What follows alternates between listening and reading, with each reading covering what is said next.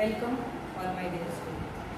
Today we are going to learn 7 principles of solid waste management in chapter environmental management. पर्यावरणीय व्यवस्थापन या प्रकरणामध्ये आपल्याला जे घन कचरा व्यवस्थापन करण्यासाठी 7 तत्वे आहेत. 7 प्रिन्सिपल्स किती आहेत? 7 तत्वे आहेत. ऑफ सॉलिड वेस्ट मॅनेजमेंट घन कचरा व्यवस्थापनाची 7 जी तत्वे आहेत यांचा अभ्यास आपल्याला करायचा आहे.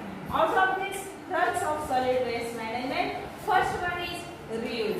First principle is reuse. After use material should be reuse for some other proper purpose. एखाद्या वस्तूचा एक वेळा वापर झाला की लगेच फेकून देऊ नका, त्याचा पुनर्वापर करा. त्याला काय म्हणायचं? रियूज. पुन्हा पुन्हा वापर करणे, पुनर्वापर, reuse. Don't use and throw.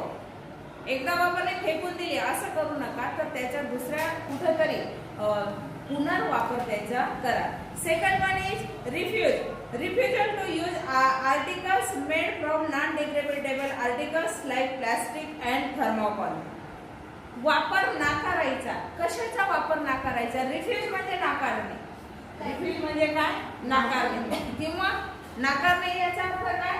वापर नाकारणे. वस्तूंचा वापर नाकारायचा. कोणत्या वस्तूंचा वापर नाकारायचा? की ज्या वस्तू थर्मोकॉल पासून बनलेल्या आहेत. थर्मोकॉलचा जो कचरा आहे तो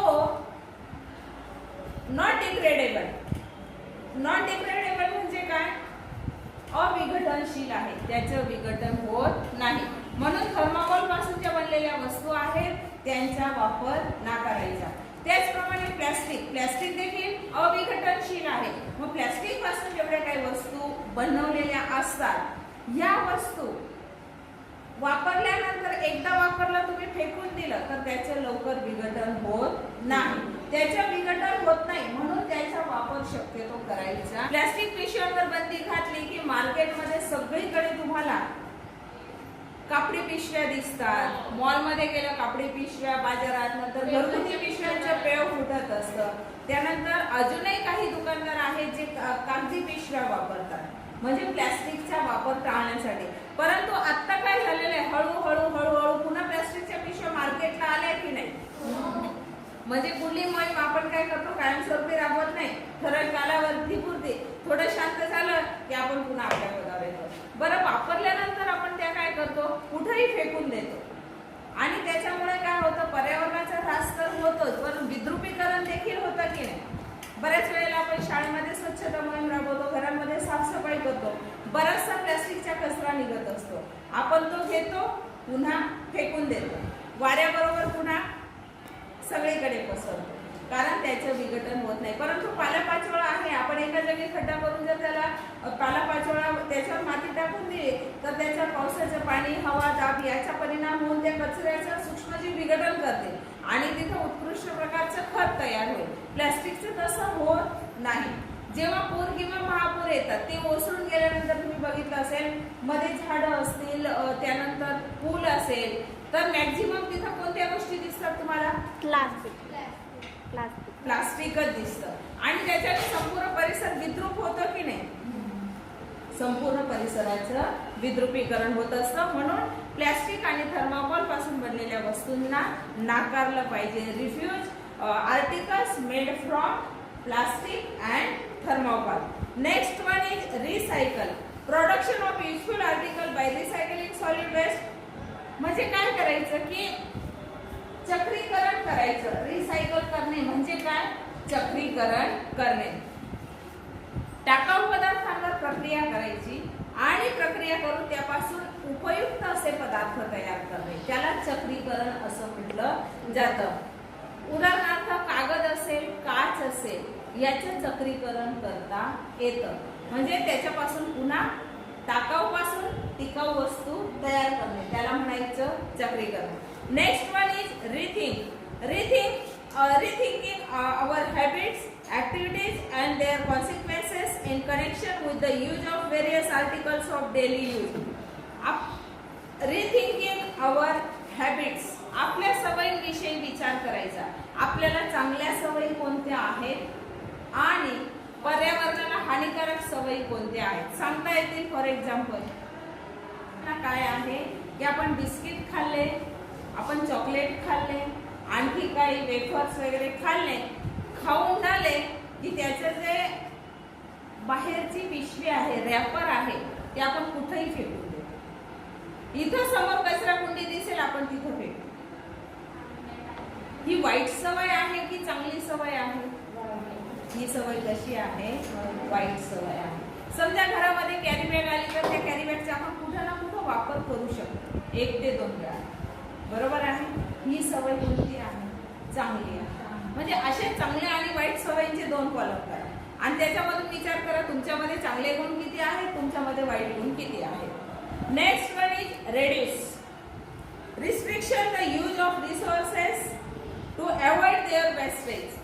साधन संपत्ती वाया जाईल अशा वस्तूंचा वापर कमी करायचा. Old material should be reused. One thing should be shared by many. Use and throw type of objects should be avoided. Restriction the use of resources to avoid their wastage. समजा आपण असं गृहीत धरूया की 4 मुली घरून मोटरसायकलने येतात, एकाच ठिकाणाहून येत आहे.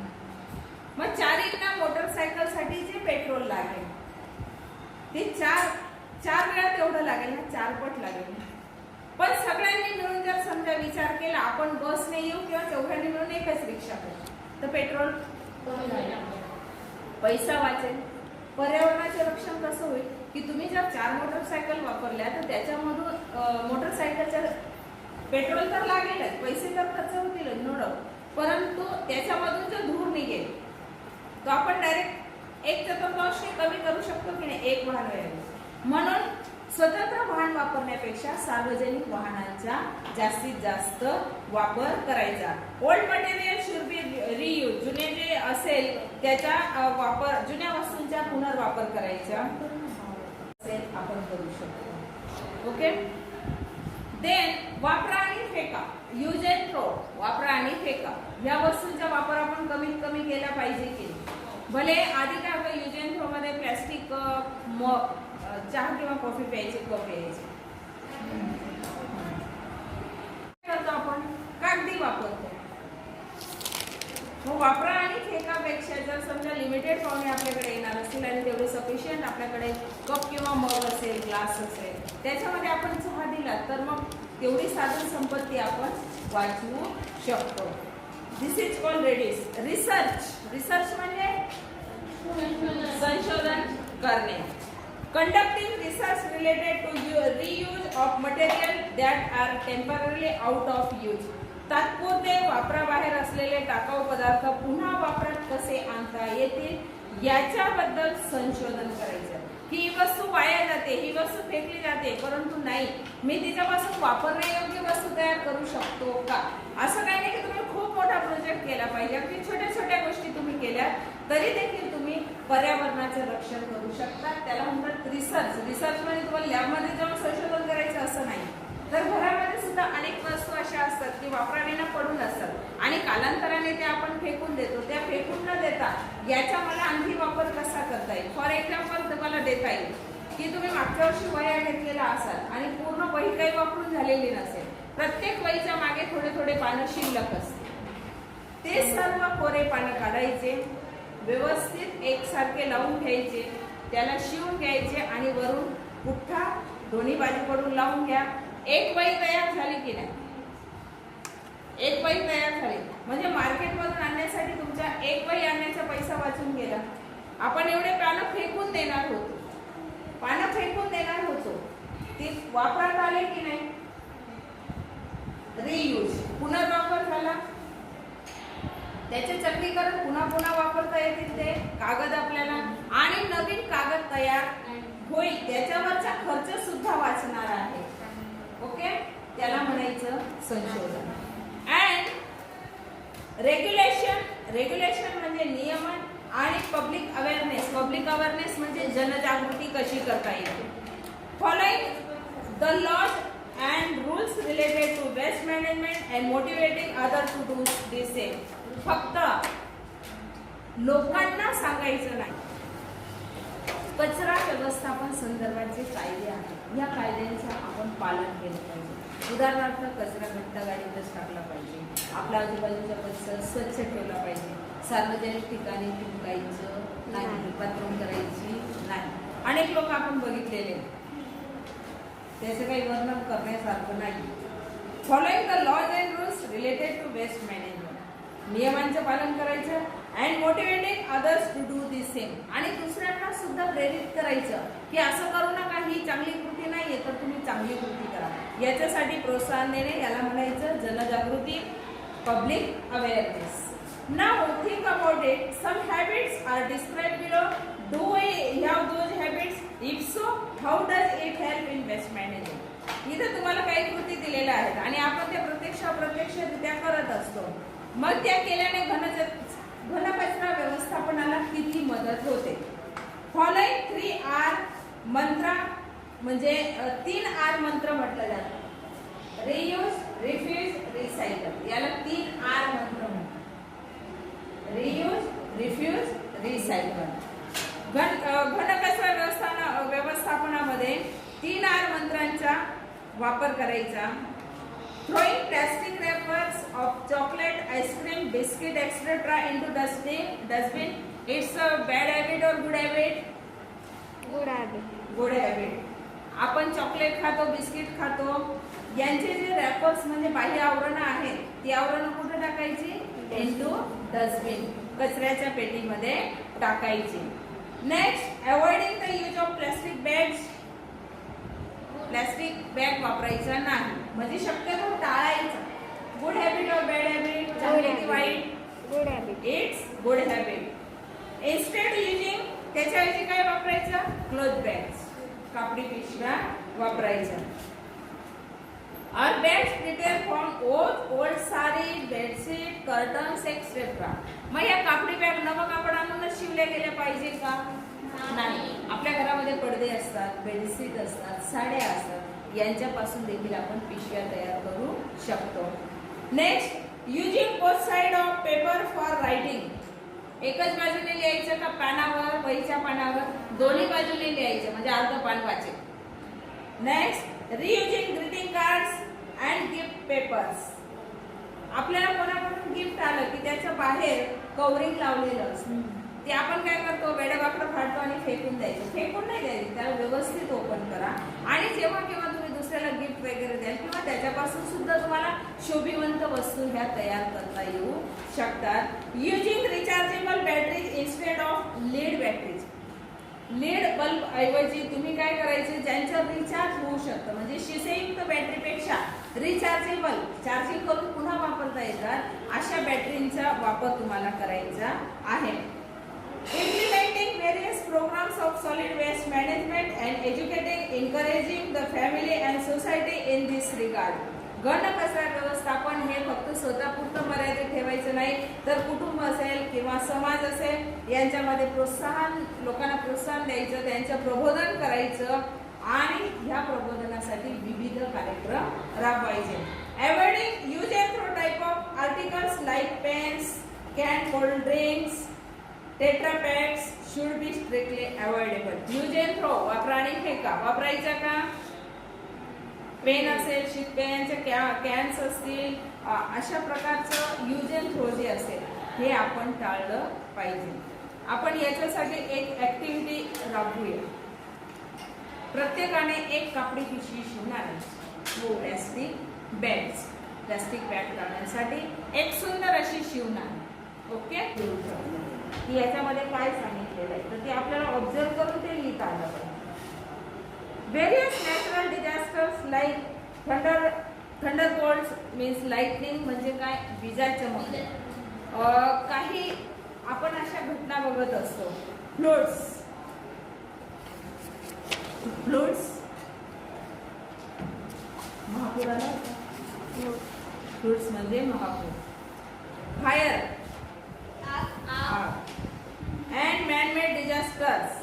मॅनमेड हे जे आता सांगितले ना, लाइटनिंग म्हणा किंवा फ्लड म्हणा किंवा फायर, ह्या नॅचरल डिझास्टर, ह्या नैसर्गिक आपत्ती आहेत. आपत्ती दोन प्रकारच्या असतात, नैसर्गिक आपत्ती, मानव निर्मित आपत्ती, मॅनमेड अँड नॅचरल. नॅचरल कोणत्या? लाइटनिंग, वीज चमकणे, फ्लड्स, महापूर येणे आणि फायर, आग लागणे. मॅनमेड डिझास्टर लाईक ऍक्सिडेंट, अपघात होतात, रस्ते अपघात होतात, बॉम्ब एक्सप्लोजन, बॉम्ब स्फोट, काय म्हणायचं? बॉम्ब स्फोट. Chemical accident in industries, disasters. Stunt in mass gathering, riots etcetera, म्हणजे यात्रा किंवा गर्दीची ठिकाणं, इथं चेंगराचेंगरी होते. आपल्याकडे एका वर्षी सिंहस्थामध्ये चेंगराचेंगरी झाली होती.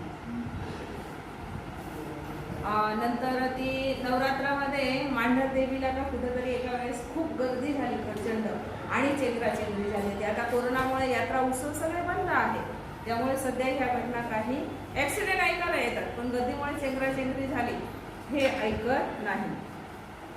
Occur around us from time to time, वेळोवेळी हे आपल्याला बघायला मिळतं की नाही. They cause large scale damage of life and property. यामध्ये काय होतं की मोठ्या प्रमाणामध्ये जीवितहानी होते आणि आर्थिक हानी देखील होत असते. फर्स्ट एड डिझास्टर व्हिक्टिम, म्हणजे आपत्तीमध्ये जखमी झालेल्यांसाठी काय करायचं. फर्स्ट एड मध्ये प्रथमोपचार. The main objective of first aid is prevention of death, preventing deterioration of health and starting the process of rehabilitation. म्हणजे प्रथमोपचाराचा उद्देश काय? पहिला, जीवितहानी टाळणे, जीवितहानी टाळणे, प्रकृती खराब होण्यापासून रोखणे. नेक्स्ट वन इज पुनर्लाभाची प्रक्रिया सुरू करणे.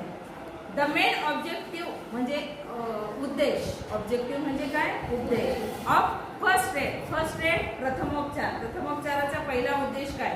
प्रिव्हेन्शन ऑफ डेथ, जीवहानी टाळणे. प्रिव्हेन्शन ऑफ डेथ म्हणजे काय? जीवहानी टाळणे. प्रिव्हेंटिंग डिटोरिएशन ऑफ हेल्थ म्हणजे काय? प्रकृती खराब होण्यापासून रोखणे.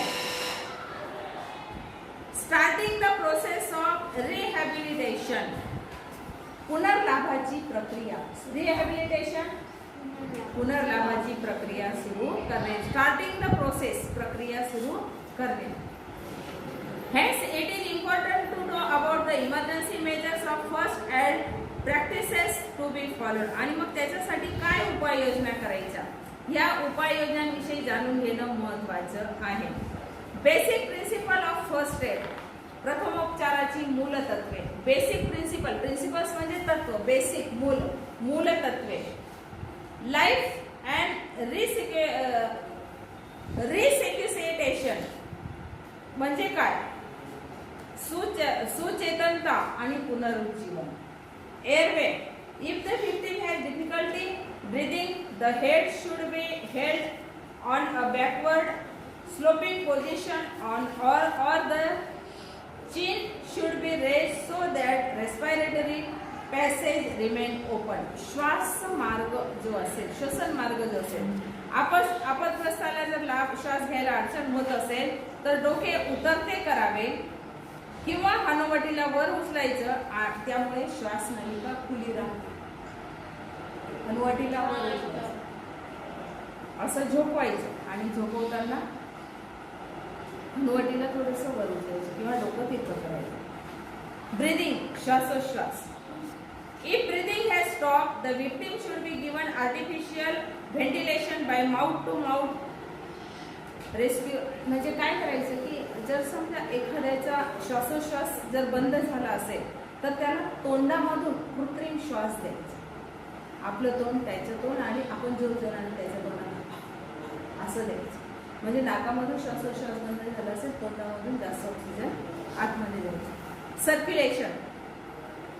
If the victim is unconscious, म्हणजे आपदग्रस्त, विक्टिम म्हणजे आपदग्रस्त जर अनकॉन्शियस, बेशुद्ध झाला असेल तर then after giving mouth to mouth respiration twice, the heart should be pressed down hard by processing the chest.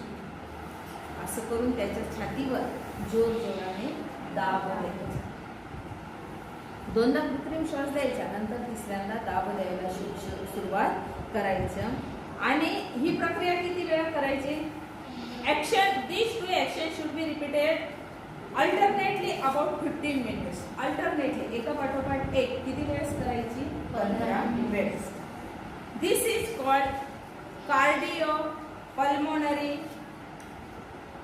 रेस्क्युशन किंवा CPR. It help to bring the circulation back normal.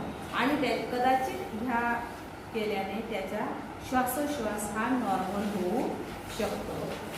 Here on page number 106 you have given some activity how to transport patient. पेशंटला कसं न्यावं याच्यासाठी तुम्हाला इथे चित्रांमध्ये methods दाखवलेल्या आहेत.